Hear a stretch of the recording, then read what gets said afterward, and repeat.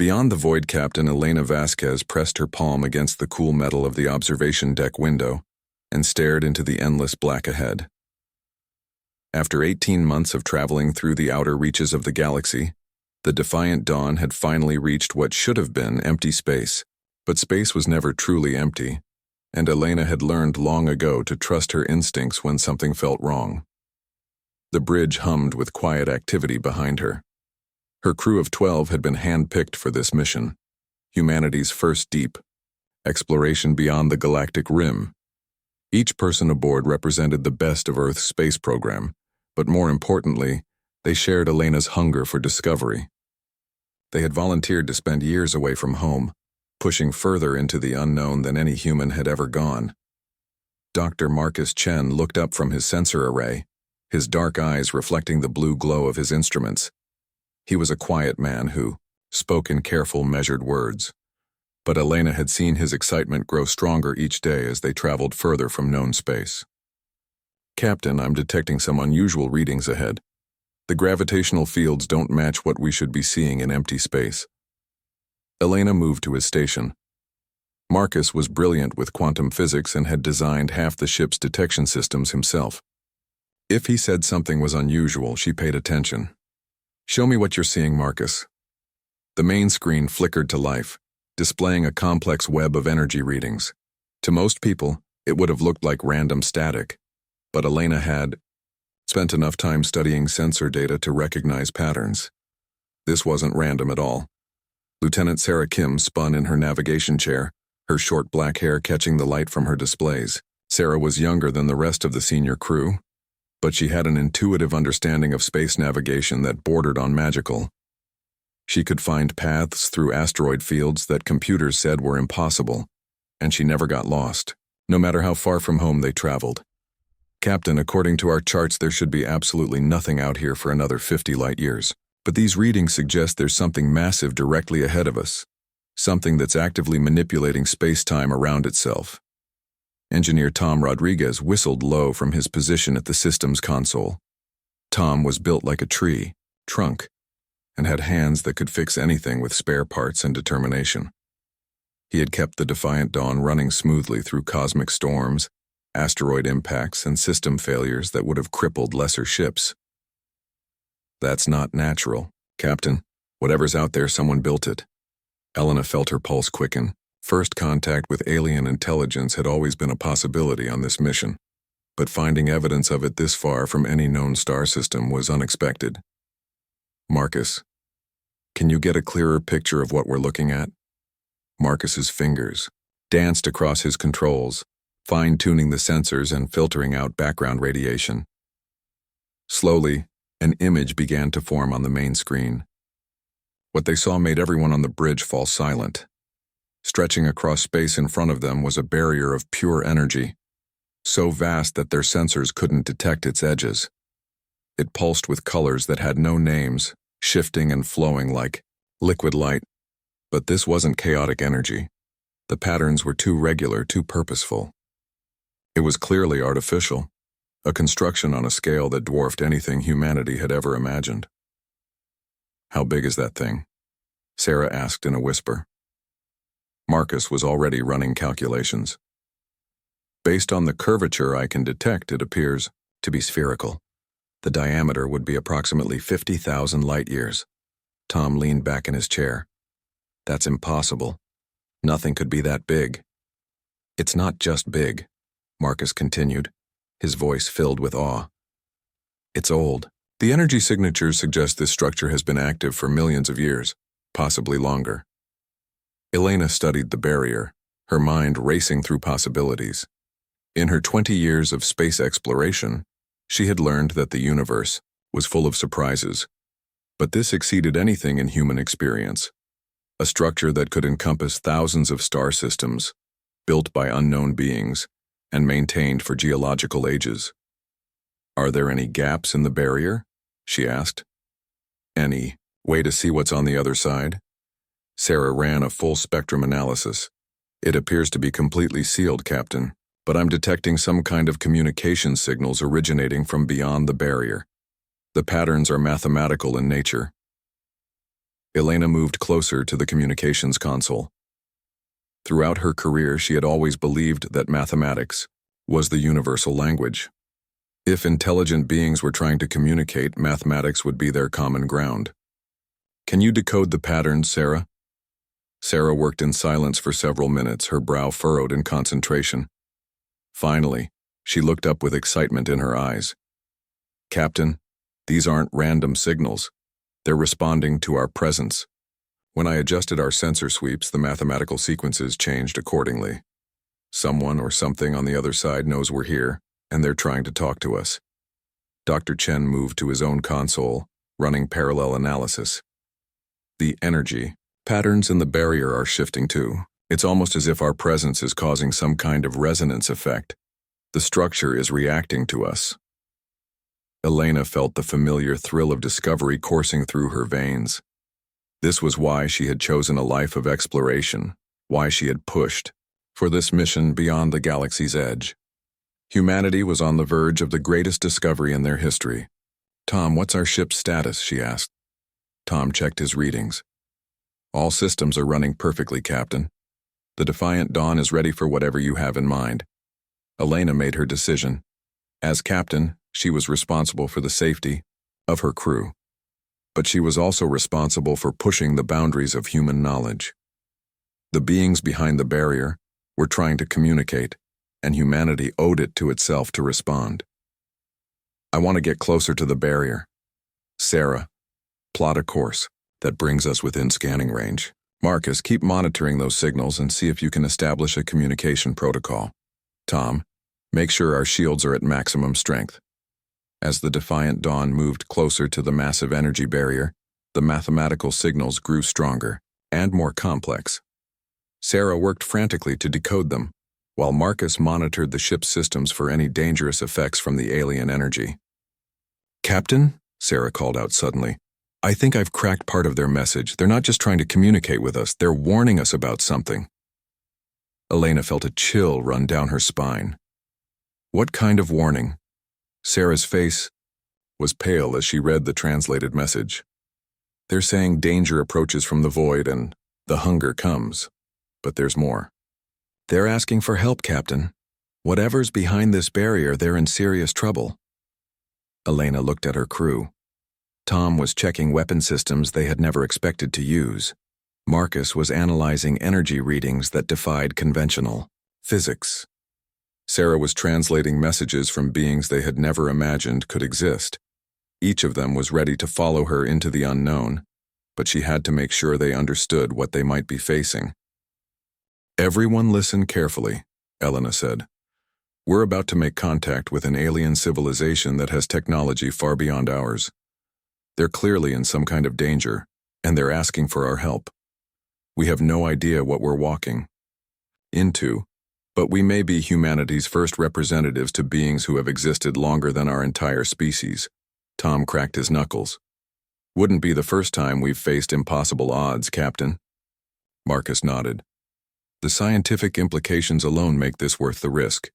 We could learn more in the next few hours than humanity has learned in its entire history. Sarah turned from her console. Captain, the signals are getting more urgent. Whatever danger they're warning about, it's getting closer. Elena took a deep breath. Every instinct told her that they were about to cross a line that would change everything for humanity. But that was exactly why they were here. Tom, prepare the ship for barrier penetration. If their technology created this barrier, there has to be a way through it. Marcus, keep monitoring our systems. Sarah, maintain communication with whoever's on the other side. Elena walked to the center of the bridge and activated the ship-wide communication system. Attention all crew, this is the captain. We are about to attempt penetration of an alien barrier and make first contact with a non-human intelligence. This is the moment we've trained for, the reason we're out here. Remember your duties, trust your training, and get ready to make history. Tech, Defiant Dawn approached the barrier, its hull gleaming in the strange light. As they drew closer, the energy patterns began to shift and change, as if the barrier itself was opening to allow them passage.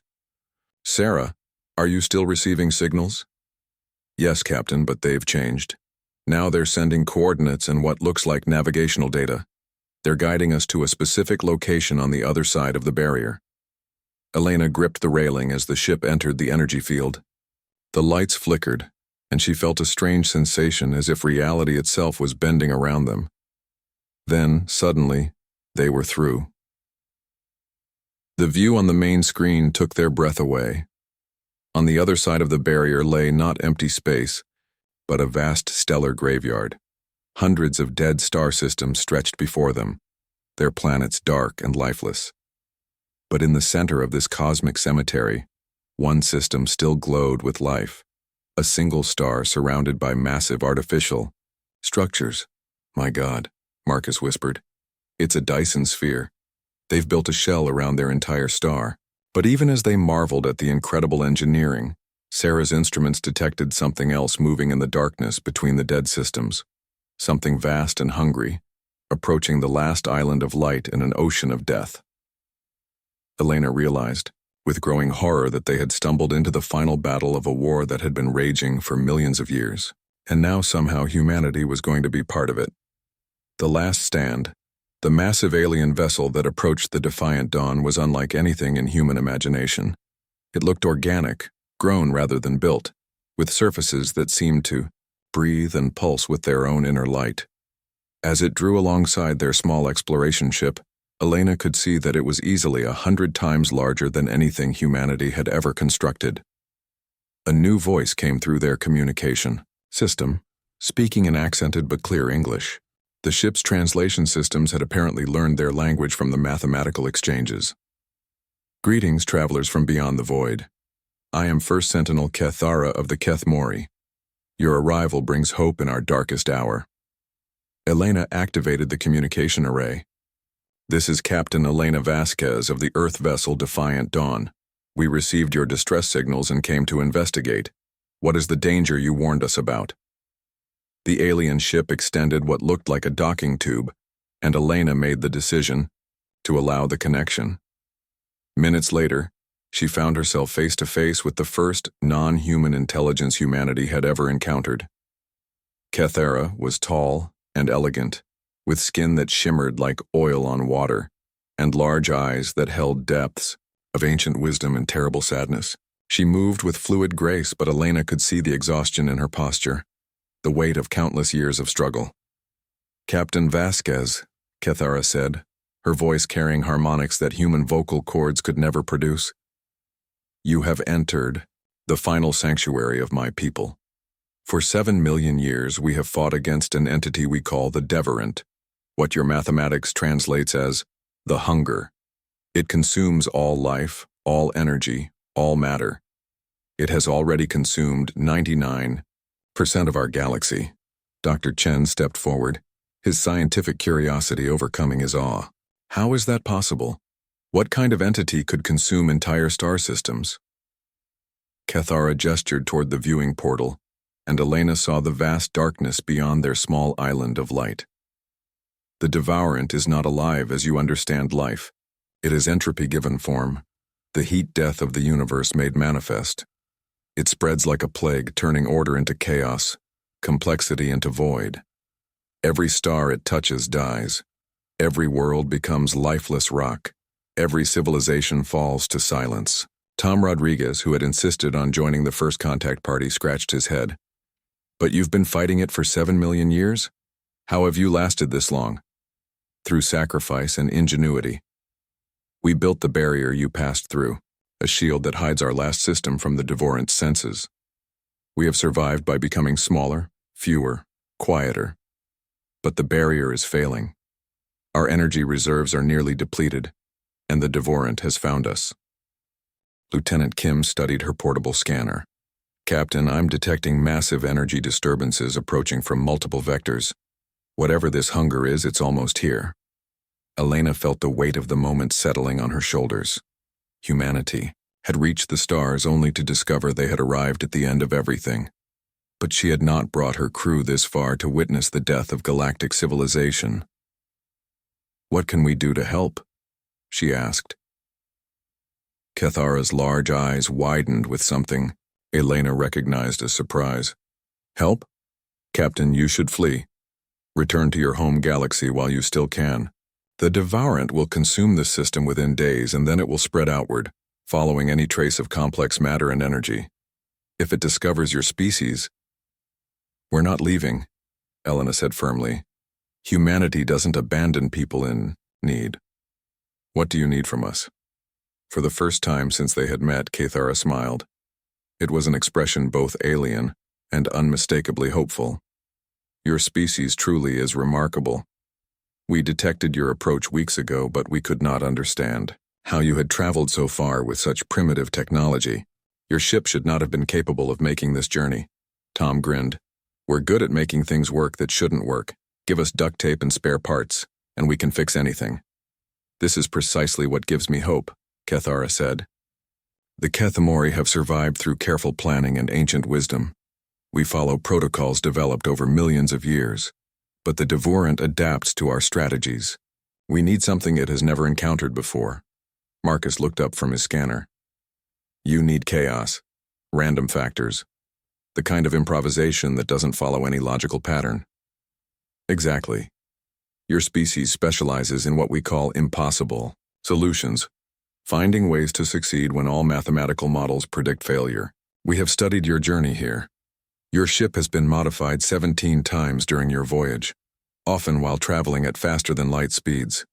Your crew has improvised solutions to problems that should have killed you all. Elena began to understand. You want us to help you think outside your established patterns. We need you to help us do the impossible one last time. Cathara led them deeper into the alien vessel, through corridors that seemed to grow and shift around them. The ship was alive in ways human technology could barely comprehend, its walls displaying information directly into their minds through some form of technological telepathy. They entered a vast chamber where dozens of Kethamori worked at stations that looked more like musical instruments than control panels. The air hummed with tension and barely controlled panic. This is our final command center, Cathara explained. From here, we coordinate the defenses of our last world. But our strategies are failing. The Devourant learns from each encounter and adapts. We are running out of conventional options. Elena studied the displays showing the approaching threat. The hunger appeared as vast shadows moving between the stars, consuming light itself as it advanced.